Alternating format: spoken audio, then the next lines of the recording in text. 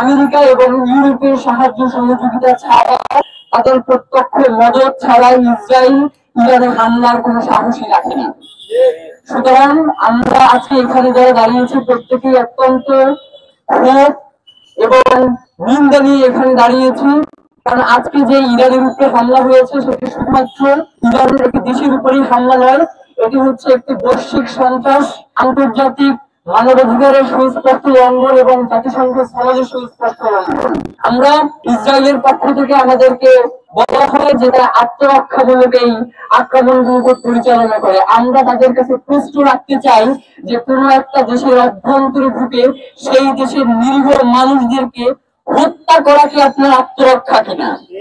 সুতরাং যারা এই ধরনের বাণী আমাদের সামনে উপস্থাপন করে, যারা এই ধরনের শান্তি চুক্তির নামে ছলচাতুরি করে এবং পরিপ্রেক্ষিতে আমরা দেখতে পাই যে গাজা উপত্যকা তারা দখল করে ফেলে, তারা গোলান মালভূমি দখল করে ফেলে, তারা পুরো ফিলিস্তিনকে তাদের কবজায় নিয়ে যেতে চায়।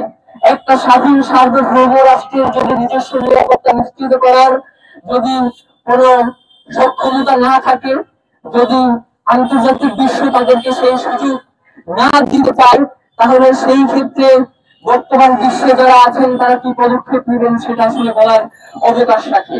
আজকে সৌদি আরব সহ যারা পেট্রো ডলার খেয়ে চুপ করে বসে আছেন, আপনাদেরকে একটা কথা জানিয়ে দিতে চাই যে ইসরায়েলের কিন্তু ইরানের সাথে খুব ভালো সম্পর্ক ছিল, আপনারা সকলেই সেটা জানেন। আজকে ইসরায়েল ইরান আক্রমণ করেছে, আপনারা চুপ করে বসে আছেন। এমনও দিন আসতে পারে যেই দিন ইসরায়েল আপনার দেশে আক্রমণ করবে, সেই দিন এমন কোন মুসলিম বিশ্ব বেঁচেই থাকবে না যে আপনাকে সাহায্য করবে, আপনার পক্ষে কথা বলবে। সুতরাং আমরা মধ্যপ্রাচ্যকে জানিয়ে দিতে চাই, আমরা মধ্যপ্রাচ্যের কাছে অনুরোধ করতে চাই, এখনো যদি আপনাদের হুঁশ না ফেরে তাহলে আপনাদের হুঁশ ফেরার আগেই আপনারা এই দুনিয়া ছেড়ে চলে যাবেন। আমরা সর্বশেষ একটা কথা বলেই শেষ করতে চাই, আর কথা বাড়াবো না। সেটা হচ্ছে আপনারা সকলেই জানেন আমাদের দক্ষিণ এশিয়াতেও একটা আপনারা জানেন যে ইরানের ভূমিতে এখন পর্যন্ত যে সকল এজেন্ট ধরা পড়েছে তার মধ্যে অনেকেই রয়েছে ভারতীয় এবং নিজের দেশের এজেন্ট। সুতরাং নিজ দেশে যদি গাদ্দার তৈরি না হয় তাহলে অপর দেশের কিন্তু সেই দেশে আক্রমণ করে খুব একটা সুবিধা পাওয়ার কথা না। সুতরাং আপনারা জানেন বাংলাদেশেও এই যে দক্ষিণ এশিয়ার ইসরায়েল ভারতের আধিপত্যকে টিকিয়ে রাখার জন্য বাংলাদেশের মধ্যে গাদ্দাররা বসে আছে। সুতরাং বর্তমান রাষ্ট্র এখনো যদি এই গাদ্দারদের ব্যাপারে কোন গুরুত্বপূর্ণ পদক্ষেপ নিতে না পারে, তারা যদি এখনো রাজনৈতিক সমীকরণ থেকে চিন্তা করে, তাহলে আজকে ইরানের যে অবস্থা হয়েছে, আজকে ফিলিস্তিনের যে অবস্থা হয়েছে, আজকে বিশ্বের বিভিন্ন দেশের মুসলিমদের কাশ্মীরের উইঘুরের যে অবস্থা হয়েছে, আপনার সেই অবস্থা হতে বেশি সময় লাগবে না।